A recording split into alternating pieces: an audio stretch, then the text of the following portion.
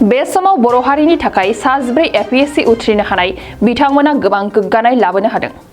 मैयासो फोसावजानाय APSC आनजादाव गासै 4 बिजाथि बिथांमोना उथ्रिसार जादों आरो बे खौराङा गासैबो बर' माहारिफोरनि गोसोआव गोग्गानाय आरो रंजानाय लाबोनो हादों। बेबायदिनो उदालगुरि जिल्लायावबो गासै 7 APSC आनजादाव उथ्रिनो हादों। बेनिनो अरां दख'रानि बेन्दोङाव थानाय धनस्री गार्डनिफ्राय फुंखा बर' मुंनि दुखुथिया नखरनिफ्राय APSC आनजादनिफ्राय टेक्स इन्सपेक्टराव मोननो हायो। बिथांनि बे आनजादाव उथ्रिनो हानायनि गुदियावबो गोबां गोजोनथाव बाथ्रा। मानोना नोंथांमोना मिथिगौदि गोबाङानो UPSC एबा APSC आनजादनि थाखाय गोबां कचिं लानो गोनां जायो आरो बे आनजादखौ गोबां गोब्राब नाजानायनि सायावसो जाफुंनायनि लामायाव फैनायखौ नुनो मोननाय जायो। नाथाय फुंखा बर'आव बिथाङा बेफोरबायदि कचिं लानो खाबु मोनासै आरो नखराव गोबां रांखावरि गैयैनि जाहोनाव फुंखा बर'आ गावनि नाजाथाबनायनि गेजेरजों कचिं गैयालासेनो APSC आनजादाव उथ्रिसारनो हानाया ओनसोल नाङैनो गोग्गानाय लाबोनो हादों। दिनै जोबोद मोजां फिल खालामदों मानो होनबा एग्जामा जोबोद गोरामोनबो आरो बे गोलाव प्रसेसजों बारखांनानै दिनै आल्टिमेटलि मोनसे पोस्टआव सेलेक्ट जादों थ' बिराद मोजां मोनदों आं। दा बेखौ मोननो थाखाय स्टाडिखौ माबायदि खालामदोंमोन? स्टाडिखौ आं गाव लाइक पार्सनेलिनो खालामदोंमोन, जेबो कचिं बेबायदि स्पेसिफिक लायाखै। स्टेन्डार्ड बुकफोरखौनो माबादोंमोन, फरायदोंमोन। लोगोसे जिथुनिखि हाई स्कुल लेभेलनि ससियेल साइन्सेस थायो, माबा हिस्टरि मेइनलि बा जिअ'ग्राफि बेफोरखौनो फरायदोंमोन आरो बेजों काभार जाहैदोंमोन अलमस्ट। खस्थ' खालामदों माने आइ आफा गैया। सिनायथिखौ गासैबो आबुङै होलाय।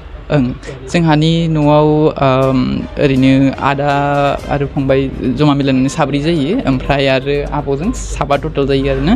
ओमफ्राय दायो जोंहा न'आव आं आरो फंबायजों थायोमोन, ओमफ्राय आब'आ 2 years ago हाबा जाखांबायमोन।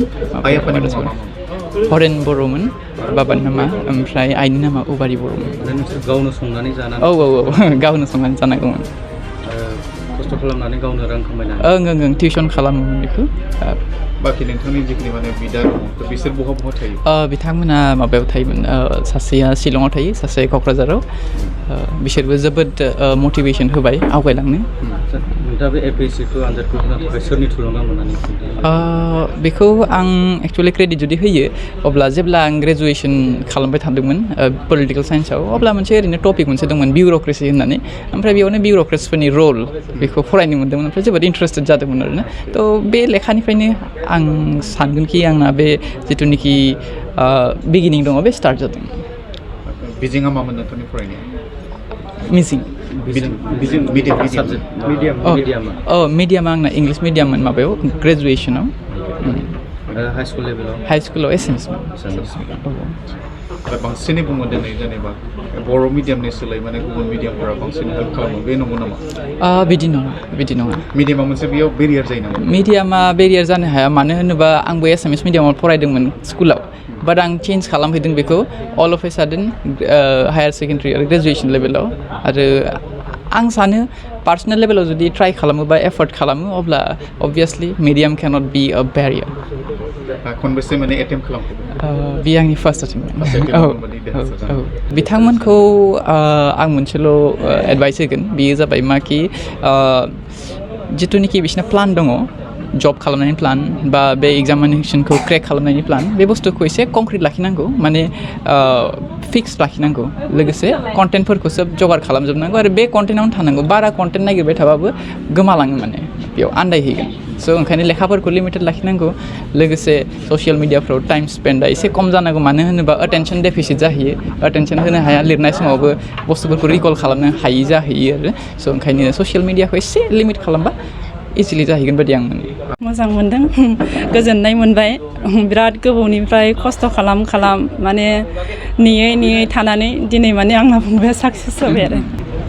गिदिरथारथ' मदद होआखै, ओमफ्राय बेनो आरोना फरायनांगौ टाइमाव फरायहोदों, मा होनो स्कुल थांनांगौ समाव थांहोबाय, अबे समाव फरायनांगौ अबे समाव फरायनाङा, मा साबजेक्टखौ बोरै फरायो, उन्दैनिफ्राय माने बेफोरखौ एसे गाइड खालामबोबाय आरोना। आंबोथ' बारा रोंगौथि गैखाया नालाय, मेट्रिकल'सो पास, ओमफ्राय फरायनो मोनखादिया। ओमफ्राय बिनिफ्रायनो माने आंनिफ्राय जेसेबां हायो बेखिनिखौ सहाय खालामबाय आरोना आं थाजासिमाव। गोसोआवथ' जोबोद रंजानाय मोन्दों, जोबोद गोजोननाय मोन्दों। बे धनस्री घाट एरियायाव बिनि माबायाहाय जेनेबा जौगाखांनायाव हेफाजाब होगोन होननानै आं आसा खालामदों जोंनि फरायसालिनिफ्राय बेबायदि थांगोन होननानै माब्लाबाबो जों सानफेराखैमोन खिन्थु दा फुंखा बर'आ जोंखौ माने बांसिन गोसोआव माबा खालामनानै होबाय आरो जौगाखांहोनायाव गोबां हेफाजाब होदों होननानै आं साननाय थाबाय आरो दानि जायफोर फरायसाफोर फैबाय थादों बिथांमोनखौ मा होनना खावलायगोन दिनैनि सानाव जायफोर दायो फरायसा फैबाय थादों दानि बे फैबाय थानाय स्टुडेन्टफोरखौबो बेखौनो खावलायनो सानो फुंखाखौ माबा लानानै फुंखाखौ थुलुंगा खालामनानै बेबायदिनो आवगायलांनो हाथों होननानै आसा खालामनाय थाबाय आरो एसेनोसै আপোনাৰ অনুভৱ কেনেকুৱা আজি আমি খুবেই আনন্দিত ওদালগুৰি জিলাৰ পিছপৰা অঞ্চল হিচাপে আৰু সীমিত সা সুবিধাৰ ভিতৰত আমি তেওঁক যিখিনি শিক্ষাদান কৰিছিলোঁ অকল আমাৰ জৰিয়তে নহয় তেওঁৰ চেষ্টা লাগিব তেওঁৰ ঘৰুৱা পৰিস্থিতি আমি সকলোৱে জানো তাৰ মাজতো অত্যন্ত কষ্ট আৰু চেষ্টাৰ বলত তেওঁ আজি নিজৰ লগতে এই অঞ্চলৰ আৰু বিদ্যালয়খনৰ অলপ সুনাম কঢ়িয়াই আনিছে গতিকে তেওঁ আমাৰ অতি প্ৰিয় ছাত্ৰ আছিল নিয়মানুৱৰ্তিতা মানি চলিছিল আৰু অকল পঢ়া শুনাতে নহয় সকলো দিশত খেলা ধূলা নাচ গান বা বিভিন্ন সভা সমিতিত তেওঁ সক্ৰিয়ভাৱে অংশগ্ৰহণ কৰিছিল তেতিয়া আমি অনুভৱ কৰিছিলোঁ ইয়াৰ মাজত কিবা কোৱালিটি আছে আৰু ভৱিষ্যতে কিবা কৰিব বুলি আশা কৰিছিলোঁ সেই আশানুৰূপে আজি আমি তেওঁক লৈ পেলাই গৌৰৱান্বিত আশা কৰোঁ তেওঁ আমাৰ সকলোৰে অনুকৰণীয় হ'ব আৰু ভৱিষ্যত আমাৰ যিসকল ছাত্ৰ ছাত্ৰী পঢ়া শুনা কৰি আছে আমি শিক্ষকসকল আৰু ছাত্ৰ ছাত্ৰীসকলেও দুগুণ উৎসাহ পাইছোঁ আৰু ভৱিষ্যতে এনেকুৱা ফল পাম বুলি আশা কৰিব পাৰি আমি অতি আনন্দিত শব্দটোৰ পৰাই ক'ব নোৱাৰি আমি যেন আমাৰ সংখ্যাই যিটো নেকি আমাক এই এনেকুৱা এখন পিছপৰা অঞ্চলৰ পৰা এই আমাৰ 2 নম্বৰ নলবাৰী আগতে হাইস্কুল আছিলে এতিয়া 2 নম্বৰ নলবাৰী উচ্চতৰ মাধ্যমিক বিদ্যালয় হৈছে এতিয়া এনেকুৱা এখন বিদ্যালয়ৰ পৰা এতিয়া প্ৰশাসনিক বিষয়া এজন ওলাল আমি স্কুলৰ অতিকৈ গৌৰৱান্বিত লগতে আমাৰ এই অঞ্চলৰ কাৰণে এটা ইনস্পাইৰেশ্যন আৰু তেখেতে যিখিনি আমাক কাম কৰি দেখালে আমি আচলতে আমি যিটো কাম আমি শিক্ষকতা জীৱনত ভৰ্তি হৈ আছোঁ যে শিক্ষকতা কৰি পেলাই আজি আমি এটা যেন আমি এই কৰ্মৰ পৰা আমি ইনস্পাইৰেশ্যন পাইছোঁ যে আমি কিবা এটা কৰিছোঁ বা অদূৰ ভৱিষ্যতে আমি ছাত্ৰ ছাত্ৰীবিলাকৰ যেন আমি কিবা এটা কৰিব পাৰিম সেইখিনি আমি এটা অনুপ্ৰেৰণা পাইছোঁ আপোনাৰ যিহেতু এজন শিষ্য সেই সময়ত কেনেকুৱা আছিল সেই বিদ্যালয়খনত থাকোঁতে তেওঁৰ চৰিত্ৰটো কেনেকুৱা আছিল ফুংখাহঁতে সেই সময়ৰ পৰা অতি আমি ইয়াৰ পৰা 6ৰ পৰা সেই 10মান শ্ৰেণীলৈকে পঢ়িছিলে অতি নিয়মানুৱৰ্তিতা আৰু অতি শান্ত স্বভাৱৰ আছিল আমাৰ বিশেষকৈ মই সেই সময়ত মই গণিত পঢ়াইছিলোঁ গতিকে এই যথেষ্ট ভাল আছিলে ইহঁতৰ লগত 3টা ল'ৰা আছিলে ইহঁতে সদায় 9, 10, 8, 9, 10, 8ৰ পৰা আছিলে ইহঁতে যদি এটা 1 আছিল 2 আছিল আৰু 3 আছিল 3জন ল'ৰা সেই বেটছত 3জন ল'ৰাই ছাকচেছ হৈছে কিন্তু এনেকুৱা আমাৰ এইখন বিদ্যালয়ৰ পৰা মানে প্ৰশাসনিক বিষয়া ওলোৱা নাছিল গতিকে আমি আনন্দিত আৰু ফুংখা পঢ়া জীৱনৰ কথা ক'বলৈ গ'লে অতি অমায়িক আৰু সেই সময়তে এই নিয়মানুৱৰ্তিতাখিনি তাৰ যথেষ্ট আছিলে শিক্ষকসকলৰ প্ৰতি তাৰ যথেষ্ট ভাল সেই আটাইৰে মৰমৰ আমাৰ ছাত্ৰ আছিল আৰু যিখিনি নেকি দৈনন্দিন কাম সেইখিনি গোটেইখিনি কৰিছিলে গতিকে এই কথাটোৱে আমাক যথেষ্ট আনন্দিত দিছে